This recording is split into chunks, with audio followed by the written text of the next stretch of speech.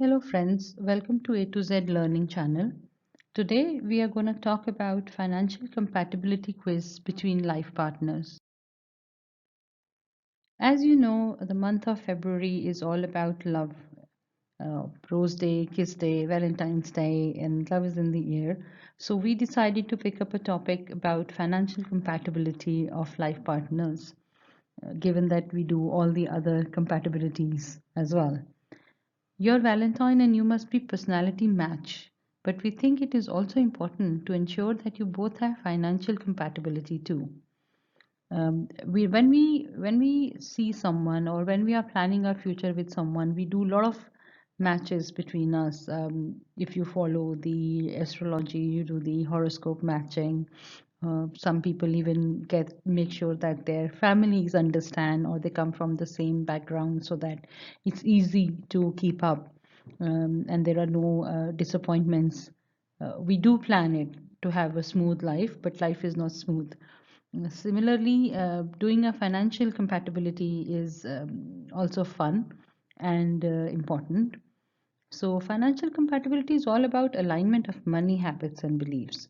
It's all about how and where you spend and what you believe, how to make sure that you've got enough.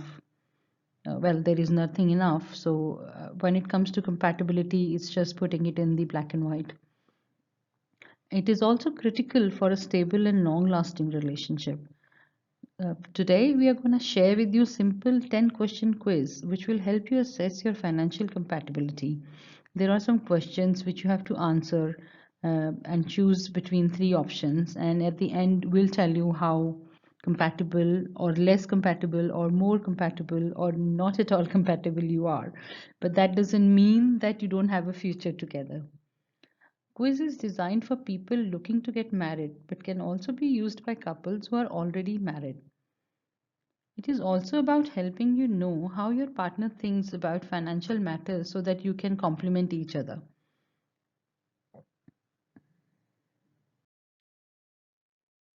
So, to start, the financial compatibility quiz is courtesy of the Economic Times Wealth edition for the last weekend. We picked up the questions and the options from there just to give you idea that how you can check or compare your habits and see where you stand.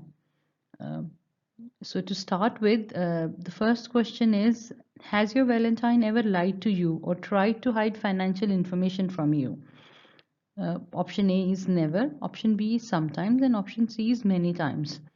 To understand this question, it's basically if you see the financial statement and you find that there are some expenses that you are not able to understand or you're not aware where they've been made, and you question or you ask about that, or if you ask that what's the balance that we have, or what's your balance, can we spend or can we go to this extreme to spend on something XYZ thing. But if your partner tries to hide the option and doesn't want to answer that questions, uh, you need to consider it, because sometimes, yes, if you are asking upfront what is your bank balance, I'm not sure how many of us will be comfortable answering that question. So look for the pattern.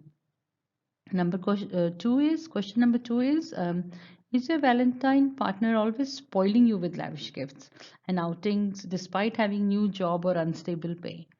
So, yes, because we all like to be spoiled and pampered with gifts and all.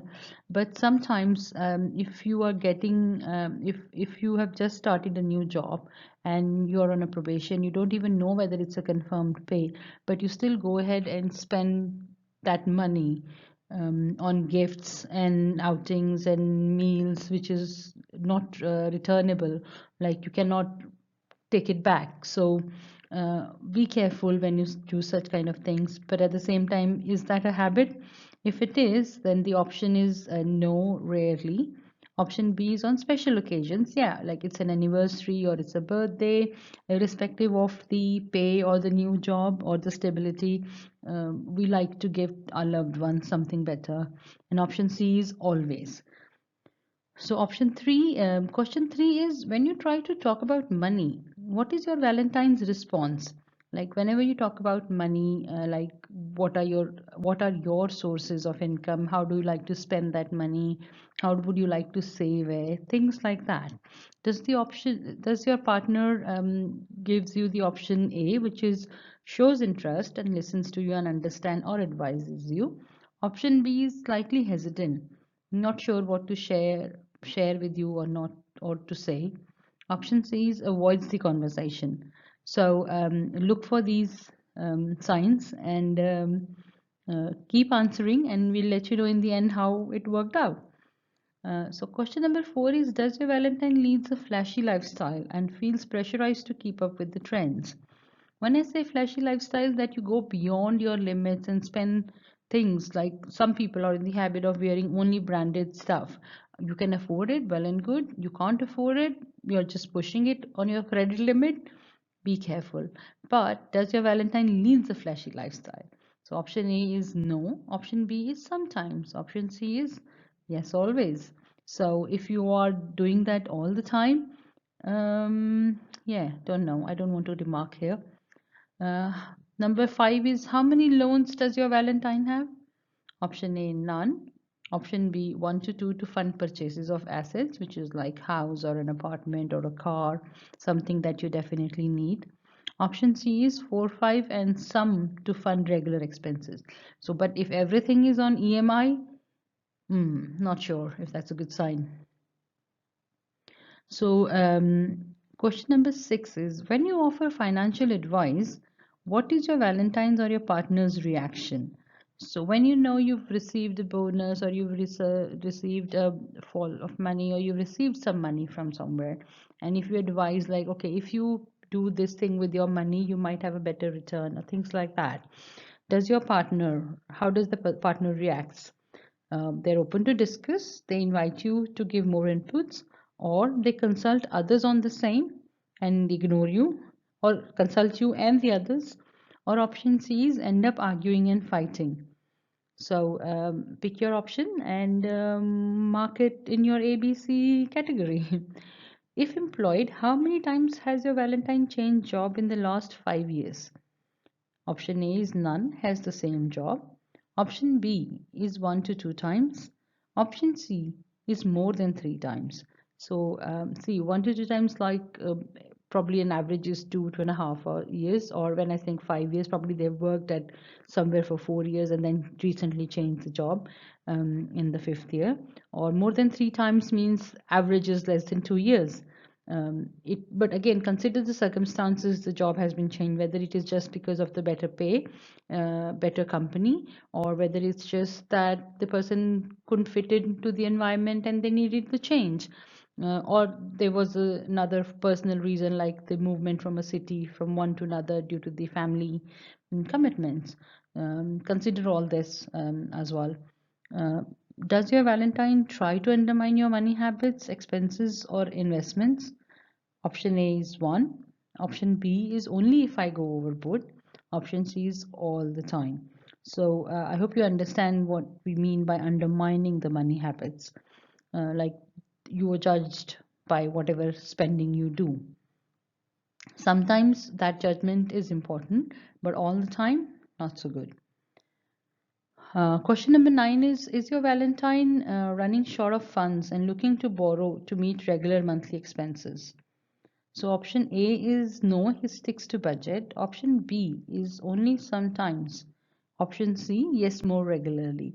So if you have spending habits which are more than your income, you need to go back and look at them and see if you can modify that habits.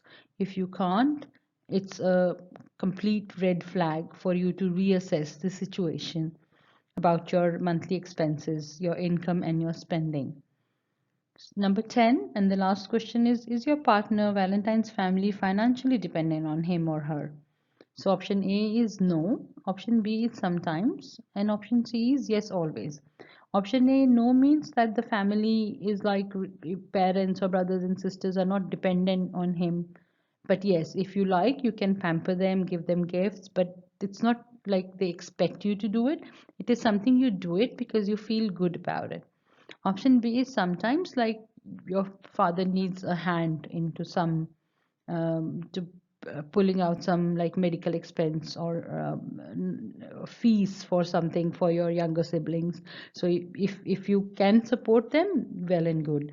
Yes, always like some parents are dependent on their kids because of their previous of the jobs, or they're retired now, they don't have a regular income.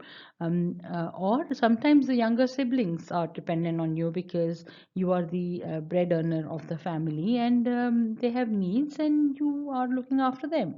So these are your options, but remember, these are not for you to decide whether you should go ahead with the relationship or not. But this is like an eye-opening thing for a financial compatibility, how you understand your partner and what are you willing to do about it. So that's it's a thinking process. It's not something to decide immediately upon, but it is something you need to think and reconsider the options and try to work around it.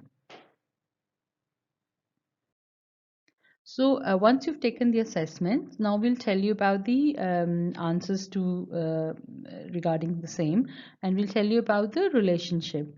So if you've chosen mainly option A, you are a good financial match and you're headed for a smooth financial journey because your thought process is same for each other, and it's a good thing.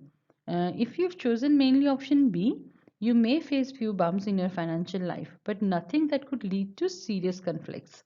And obviously, if you have got a perfect life, no fights, it's not right. Something is not right. If you're not fight, I'm not saying you have to fight all the time, but yes, there has to be a bit of a conflict. You have to sit down and resolve it. You don't have to walk away from it. You don't have to get up and say, okay, that's it, we're done. But yes, it's workable, and you can sit down and discuss the things and plan accordingly, because that's life. Nothing is smooth. But if you've chosen mainly option C, you're heading for a serious conflicts on financial matters and probably end up arguing all the time when it comes to finance. Uh, can be good, can be bad. I am nowhere to comment on that. But yes, something again to sit down and talk about it and look at the habits. If you both think something needs to be work around it, please do sit down and work on it. It is important to note that there is nothing in human relationship that can be resolved, particularly when people are aware about it and have intent to resolve it. So again, you can have option A, B, or C, but as long as you've got the intention of resolving it, sitting down and discussing it, nothing like it. So our quiz is an awareness exercise so that you know what you need to resolve. That is not a reason to trigger a breakup. So this is a quiz where you are aware about your weaknesses and your strong points. So it is a challenge for you to work on them. I would not advise to just move away or break up your relationship or say like that's it, we're done, we just can't do it anymore. That is not the purpose of this assessment. Hope you enjoyed the quiz and it has helped you to know your Valentine partner financial habits now better. It is all about knowing and working on them. Again, I'm saying the same thing. It is all about working on them, not moving away from them. Having said that, we've come to the end of our video today. I hope you enjoyed it and will enjoy doing it with your partners. Do let us know if you like it, and do subscribe our channel for future updates.